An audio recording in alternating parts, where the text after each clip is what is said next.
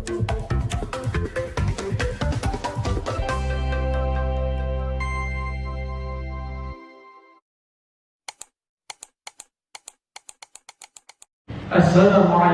warahmatullahi ta'ala wabarakatuh. Alhamdulillahilladzi sultanu al-wadih burhanu al-mawsuf fi wujudihi karamu wa ihsanu.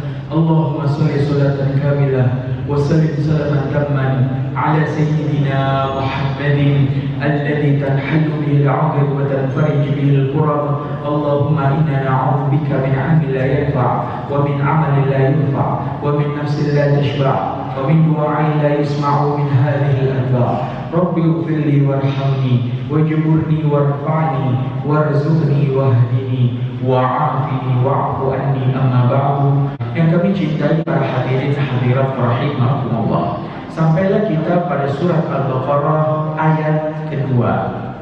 Allah Subhanahu wa ta'ala berfirman, "Dzalikal kitabu la raiba fihi hudan lil muttaqin." Maka itulah Alkitab itulah Al-Quran itu, la raiba yang tidak ada keraguan, fihi di dalamnya, hudan lil muttaqin, petunjuk bagi orang-orang yang bertakwa. Telah kita jelaskan pada pertemuan yang lalu mengapa Al-Quran disebut la raiba fihi, tidak ada keraguan di dalamnya. Mengapa Al-Quran dianggap kitab suci? Satu, karena ajaran yang sesuai dengan fitrah manusia. Yang kedua, ayat-ayatnya tidak ada yang saling bertentangan. Dan Al-Quran ajarannya Al-Quran terbebas dari intervensi manusia. Satu, terbebas dari intervensi manusia. Dua, ajarannya sesuai dengan fitrah manusia. Ketiga, antara ayat dan ayat satu tidak ada yang saling bertentangan. Oleh karena itu Al-Quran dianggap sebagai kitab suci dan dikatakan dzalikal kitabu la raiba fihi. Itulah Alkitab, yaitu Al-Quran yang tidak ada keraguan di dalamnya. Dari ayat-ayat sains yang telah terbukti pada zaman sekarang, mulai dari Firaun yang ternyata ditemukan garam menandakan Firaun pernah tenggelam di dalam laut. Kemudian ayat Allah yang mengatakan Allah akan kekalkan Fir'aun sebagai pelajaran bagi orang-orang yang akan datang setelahnya.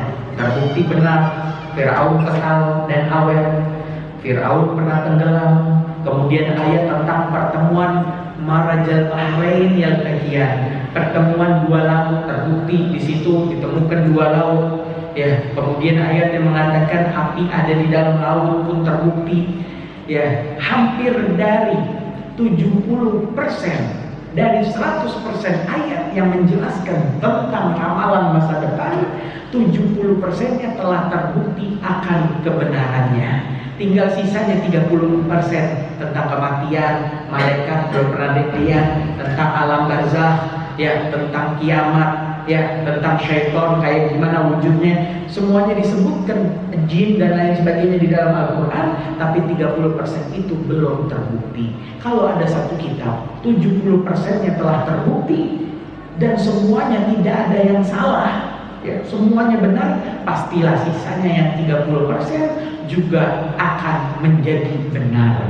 Itulah Al-Quran la raiba fihi, yang tidak ada keraguan di dalamnya. Ma'asyiral muslimin rahimakumullah, pertemuan yang lalu kita telah menjelaskan tentang 4 step penurunan Al-Quran. Jadi agar kita makin mantap dengan kitab kita Al-Quran, kita harus tahu sejarah step by step penurunan Al-Quran. Pertama sudah dijelaskan mengenai proses nuzulul Quran dengan 10 ciri-cirinya. Yang kedua proses tanzilul Quran dengan lengkap 10 ciri-cirinya. Pada kajian kali ini kita akan tetap berada di surat Al-Baqarah ayat kedua, melanjutkan tentang step berikutnya, yaitu step ketiga, yaitu turunnya Al-Quran dari diri Nabi Muhammad SAW menuju manusia umatnya Nabi Muhammad sallallahu alaihi wasallam. Bagaimana step ketiga ini dijelaskan? Maka dijelaskan oleh para ulama di step ketiga ini ada 4 tahapan. Ada 4 tahapan. Tahapan yang pertama, penertiban kembali ayat-ayat Al-Quran seperti sedia kala, seperti di Baitul Izzah. Telah dijelaskan pada pertemuan yang lalu, proses nuzulul Quran, Al-Quran turunnya urut dari Al-Fatihah sampai An-Nas.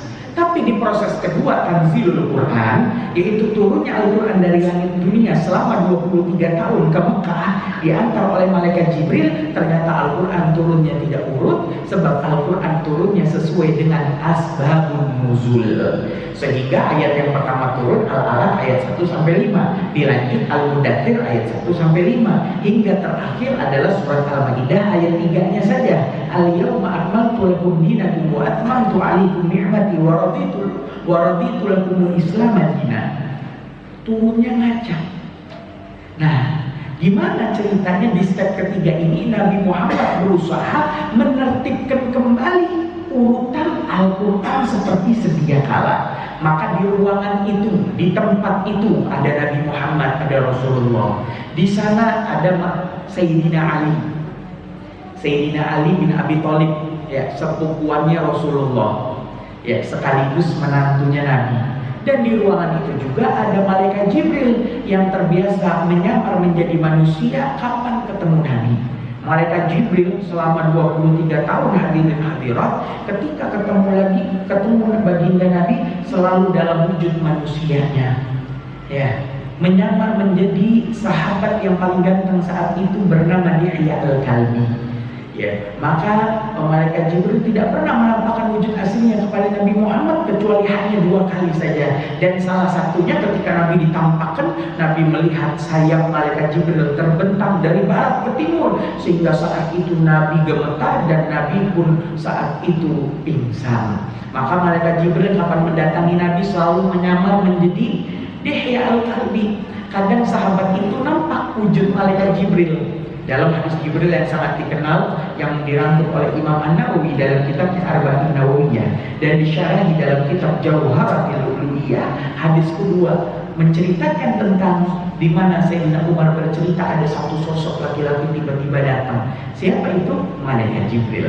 Atakum yu'allimukum dinakum. Ia datang kepadamu, kata Nabi, untuk mengajarkan tentang urusan agama kalian. Ya, kadang nampak, kadang tidak nampak. Ya. Maka datanglah malaikat Jibril dari dalam. Maka di ruangan itu ada Rasulullah, ada malaikat Jibril yang dengan wujud manusianya, dan ada Sayyidina Ali. Selaku apa Sayyidina Ali di situ? Katib. Apa katib? Sekretaris. Ya, tukang tulis. Kok ada tukang tulis di situ? Ya, Nabi kita Muhammad sallallahu alaihi wasallam dikenal dengan An-Nabiyil Ummi. Apa An-Nabiyil Ummi? Nabi yang tidak bisa baca dan Nabi Muhammad tidak bisa menulis. Kalau bahasa sekarang ya mah buta huruf. Nabi Muhammad tuh gak bisa baca, dia tulisan gak bisa nulis. Ya. Setiap Nabi dan Rasul Allah berikan mukjizat. Allah berikan mukjizat. Dan mukjizatnya biasanya sesuai dengan yang sedang diagung-agungkan di zamannya. Kalau bahasa sekarang mah yang sedang viral dan ngetren di zamannya. Zamannya Nabi Musa sedang viral-viralnya sihir.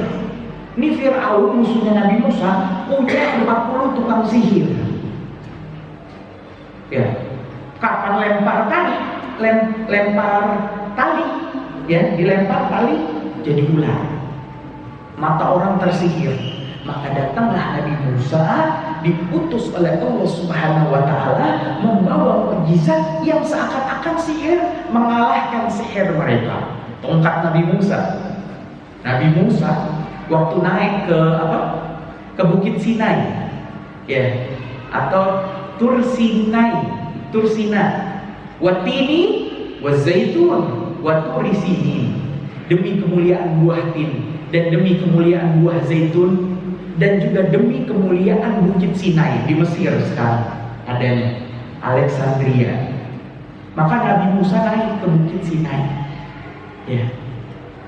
Ketika naik, bercakap-cakap dengan Allah Subhanahu wa taala. Oleh karena itu Nabi Musa dijuluki Kalimullah, teman ngobrolnya Allah.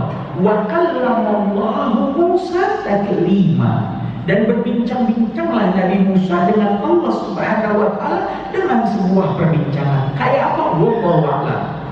Yang penting ketika Nabi Musa naik ke Bukit Sinai, ditanya oleh Gusti Allah, "Ya Musa, apa yang di tangan kananmu?" Ya, "Musa, apa itu yang engkau pegang di tangan kananmu?" Maka dijawab oleh Nabi Musa, "Hiya asaya." Ini adalah tongkatku ya Allah. Atawakka'u biha wa ahushu biha ala ghanami wa liya fiha ma'aribu ukhra. Disebutkan dalam surat Toha. Ya, ini tongkatku ya Allah. Atawakka'u biha, aku menjadikan tongkatku ini senderan. Ya. Jadi Nabi Musa tuh pakai tongkat buat nyender biar bisa jalannya enak ya. Saya buat senderan ya Allah, aku bersender dengan tongkatku ini, wa ahushu biha ala ghanami, dan aku juga ngamon kambing dengan tongkatku itu. Karena setiap nabi itu 124.000 nabi, yang menjadi rasul 313 rasul ya, yang disebutkan kisahnya di dalam Al-Quran, dan kita umat Islam wajib mengetahuinya secara terperinci sebagai landasan rukun iman kita. Yang keempat, iman kepada para nabi dan rasul adalah mengetahui setiap kisah 25 nabi dan rasul. Di situ ada nabi apa? Nabi Muhammad ngamon kambing di bawah asuhan pamannya Abu Thalib. Ya, ngamon kambing Nabi Muhammad. Ya, di mana anak-anak usia 8 tahun di usia nabi itu main-main, Nabi Muhammad ngetuk-ngetuk pintu rumah tetangga. Ya, paman, ada apa Muhammad? Apakah paman punya kambing yang bisa Muhammad angon dan Muhammad bawa di pagi hari ke gunung, ke bukit rumput, nanti sore hari pulang dalam keadaan kenyang? Apakah paman punya kambing? Ada Muhammad, ambillah 3. Dibawalah si biri-biri tadi ke Nabi Musa ngamon kambing. Ya. Maka ya Allah, tongkatku ini untuk ngamon kambing, kata Nabi Musa. Selain untuk bersandar, untuk ngamon kambing, waliya fiha ma'aribu ukhra, dan aku juga banyak urusan menggunakan tongkat-tongkat ini. Maka tongkat itu disuruh oleh Allah, lempar Musa. Ketika dilempar, fa'idha hiya hayyatun tas'a. Tiba-tiba tongkat tadi berubah menjadi ular yang besar, memakan ular-ular yang kecil yang tali-tali tadi. Ya. Dan kembali menjadi tongkat. Maka itulah mukjizat Nabi Musa. Seorang nabi diberi mukjizat oleh Allah dengan yang sedang tren dan viral di zamannya. Kemudian selanjutnya di zaman Nabi Yusuf alaihissalam. Nabi Yusuf ini masuk dalam silsilah rantai emas. Dalam syariat kita ada namanya rantai emas, ada namanya rantai perak. Kalau rantai perak itu hubungan guru berguru, guru murid, mulai dari Imam Maliki punya murid Imam Syafi'i, Imam Syafi'i punya murid Imam siapa? Hambali ya, Imam Hambali. Ya, ini rantai perak. Rantai emasnya dipegang oleh silsilah keturunan anak bapak. Nabi Ibrahim punya anak Ishak, Nabi Ishak punya anak Nabi Yakub punya anak Nabi Yusuf. Ini silsilah rantai emas. Nabi Yusuf alaihissalam itu diberikan mukjizat oleh Allah Subhanahu wa taala yang sedang viral di zamannya. Raja mimpi, nggak bisa ada yang menafsirkan mimpinya. Para ahli nujum itu semua ahli perbintangan, nggak ada yang bisa nafsirkan mimpi raja. Ya, di zaman itu di Mesir ada Nabi Yusuf, kemudian ada 2 teman penjaranya. Ya, aku melihat engkau orang yang baik. Wahai Yusuf, aku semalam bermimpi melihat aku membawa anggur dan aku memerasnya. Yang satu lagi temannya ngomong, aku bermimpi semalam bawa nampan di atas kepala. Di atas nampan ini banyak roti-roti. Tiba-tiba banyak burung gagak datang dan memakani roti dari arah atas. Maka saat itu Nabi Yusuf bercakap-cakap, wahai yang bermimpi memeras anggur, sungguh engkau ini akan tidak terbukti salah. Jadi yang satu ini tukang tuang minum raja, yang satu tukang bikin makanan raja. Ya, raja keracunan, dua-duanya ditangkap masuk penjara. Yang satu mimpi sesuai pekerjaannya, biasa nuang anggur. Jadi anggur itu kalau diperes jadinya jus anggur. Nah, sama mereka diminum. Maka dikatakan engkau akan bebas. Yang satu engkau terbukti salah. Engkau nggak sengaja masukin racun itu, engkau terbukti salah dan engkau akan dihukum dengan cara disalib, sehingga setelah 3 hari jasadmu busuk dan datanglah burung gagak memakan jasadmu, mayatmu dari arah kepala sampai habis. Yang satu gagal, yang satu selamat. Dan aku titip, kata Nabi Yusuf kepada yang selamat, tolong uji lagi perkara tentang Yusuf dan Zulaikha itu. Sungguh Yusuf ini nggak salah. Tapi apa? Dilupakan oleh syaitan, sehingga baru ingat lagi ketika raja tadi pesan tadi lupa pesan tadi. Akhirnya menjadilah Nabi Yusuf itu makin lama di dalam penjara. Ketika raja mimpi, ini temannya Nabi Yusuf ini lagi nuangin anggur. Ingat, oh dulu punya teman tukang ahli dalam menafsirkan mimpi. Raja karena punya teman di penjara. Singkat kisah, mimpi raja yang melihat ada 7 sapi gemuk dimakan 7 sapi kurus, dan melihat ada tangkai gandum kering dan tangkai gandum segar. Maka saat itu Nabi Yusuf menafsirkannya bahwasanya akan datang 21 tahun ke depan. Dari sekarang akan datang 21 tahun ke depan dalam 3 masa, per masa 7 tahun. 7 tahun pertama adalah masa subur mulai sekarang. Maka di 7 tahun pertama ini tanamlah oleh engkau gandum-gandum yang sangat banyak, dan janganlah kalian makan kecuali hanya sedikit. Ya. Jadi suruh 7 tahun pertama ini di masa subur tanamlah gandum banyak-banyak, ya. Kecuali sedikit saja yang dikonsumsi, sisanya yang banyak taruh di gudang, persediaan lumbung makanan, lumbung gandum. Baru berikutnya datang 7 tahun masa kedua, masa paceklik kemarau menimpa seluruh dunia. Ya, maka semuanya itu bolehlah kalian memakan sebanyak-banyaknya dari lumbung gandum, kecuali sedikit saja untuk disisakan jadi benih lagi.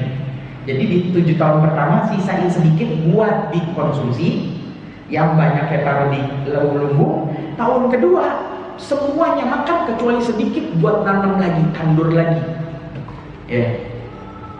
Akhirnya datanglah berikutnya 7 tahun berikutnya, di mana itu masa subur. Ya, maka berkat tafsir ini selamatlah Mesir, bahkan Palestina datang ke Mesir. Saudara-saudaranya Yusuf yang dulu menyeburkan Nabi Yusuf ke dalam sumur datang semua minta pertolongan, dan masih panjang lagi cerita tentang Nabi Yusuf. Satu surat khusus 100 sekian ayat lebih itu hanya menceritakan kisah perjalanan Nabi Yusuf alaihissalam. Di zaman Nabi Yusuf sedang viralnya tukang ahli nujum, ahli perbintangan, tukang tafsir mimpi. Maka Nabi Yusuf Allah berikan mukjizat yang sesuai dengan zamannya. Dalam dunia internasional ada 2 bidang ilmu. Satu namanya astronomi, satu namanya astrologi.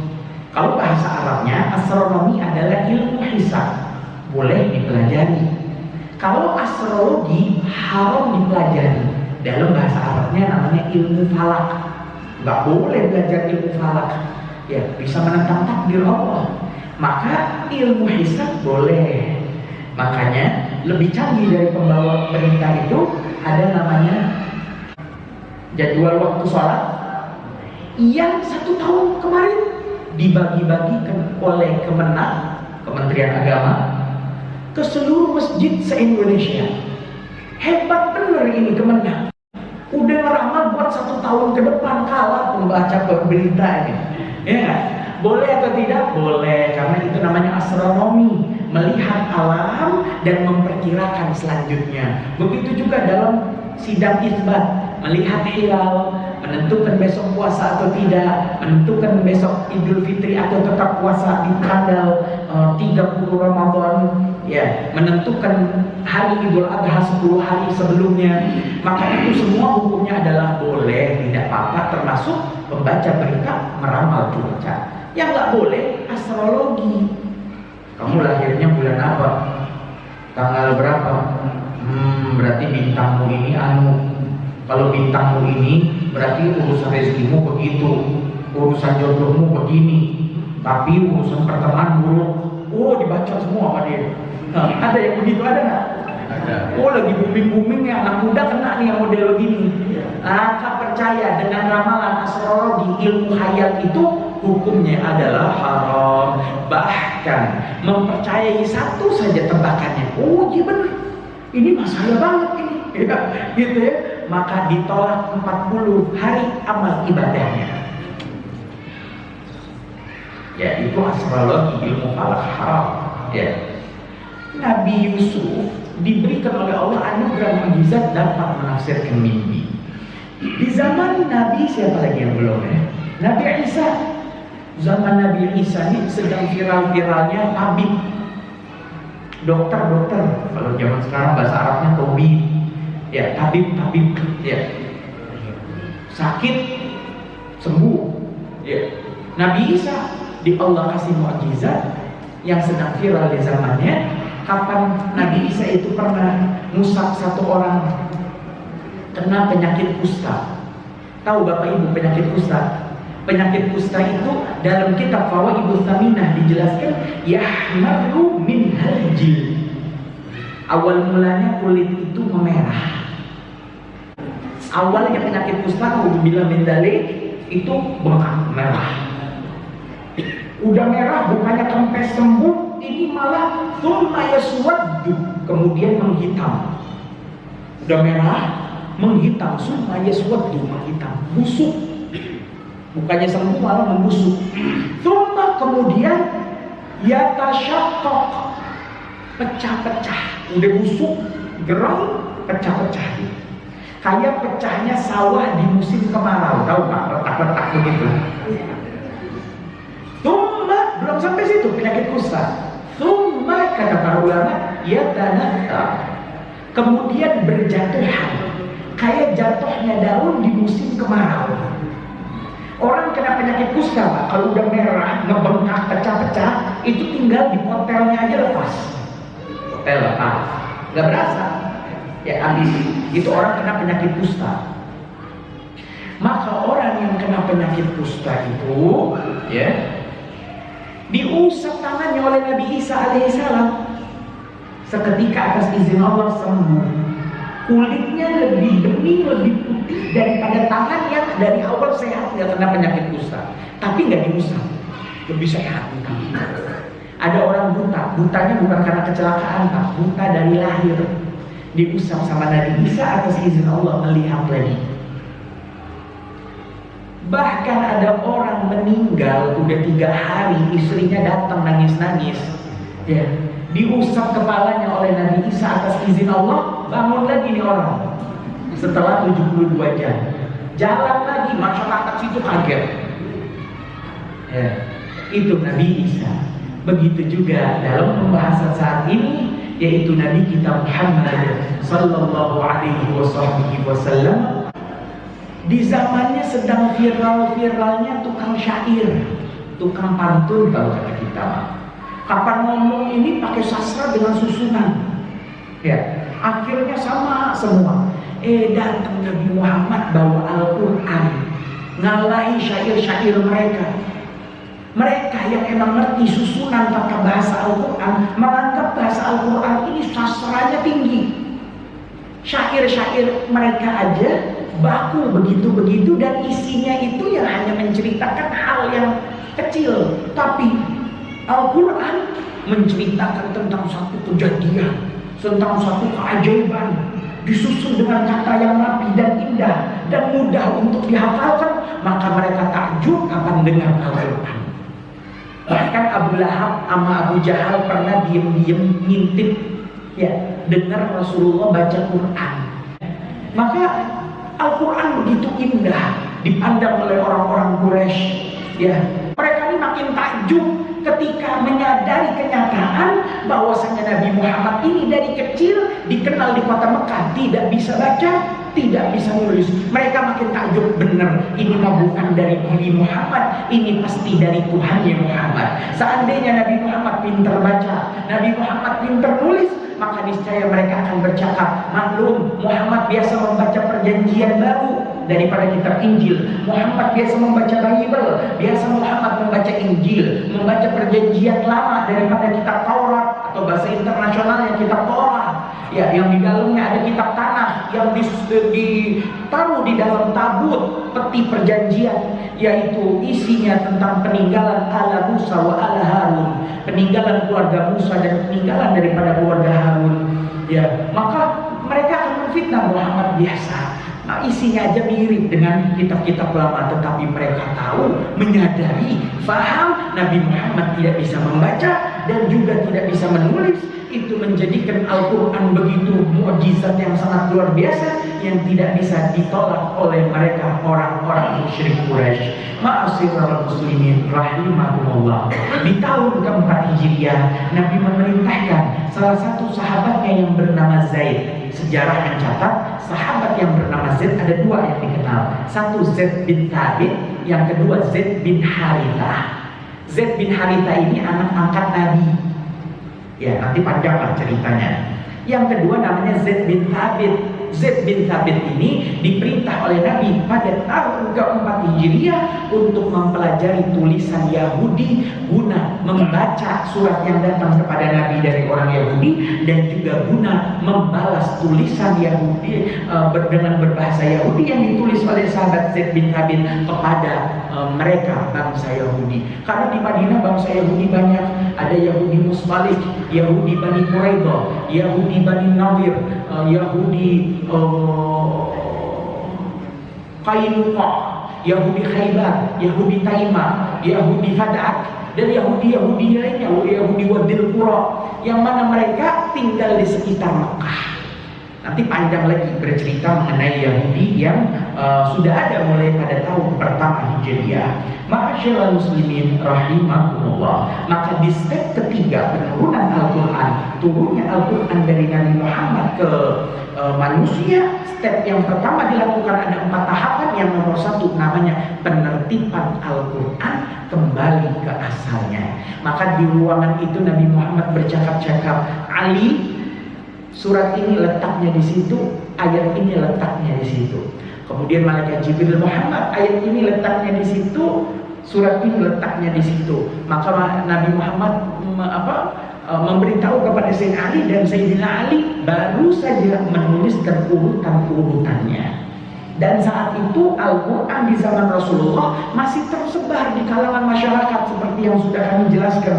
Ya, ada yang ditulis di atas kulit hewan, di atas batu, di atas kayu, di atas daun kering, ya di atas tulang, ya, sehingga barulah setelah Rasulullah wafat di zaman Sayyidina Abu Bakar As-Siddiq, beliau mengumpulkan Al-Quran yang naskahnya itu ditulis di berbagai bentuk, baru dikumpulkan. Tapi belum sempat karena Sayyidina Abu Bakar ini sibuk perang, memerangi orang-orang murtad.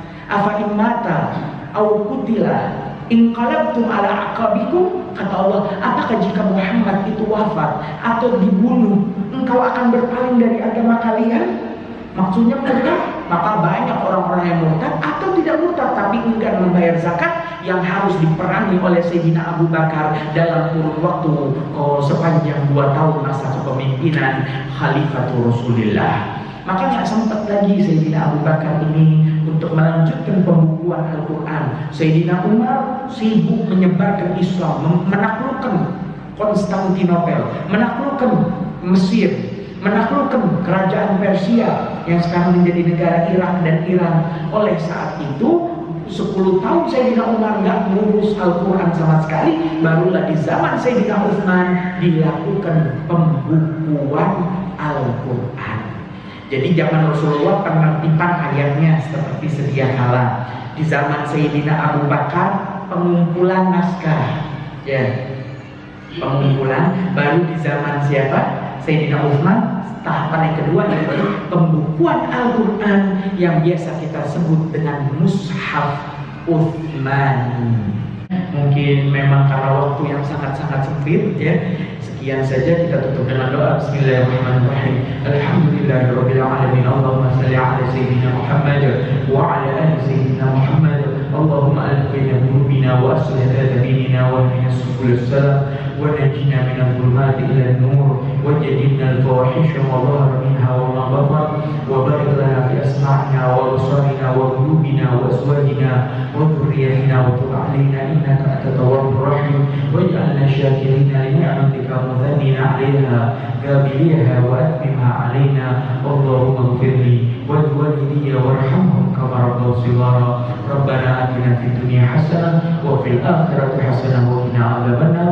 Wa sallallahu ala sayyidina Muhammadin nabiyil ummi wa ala alihi wasallam walhamdulillahi rabbil alamin. Wallahu muwaffiq ila aqwamit thoriq. Wassalamu alaikum warahmatullahi taala wabarakatuh.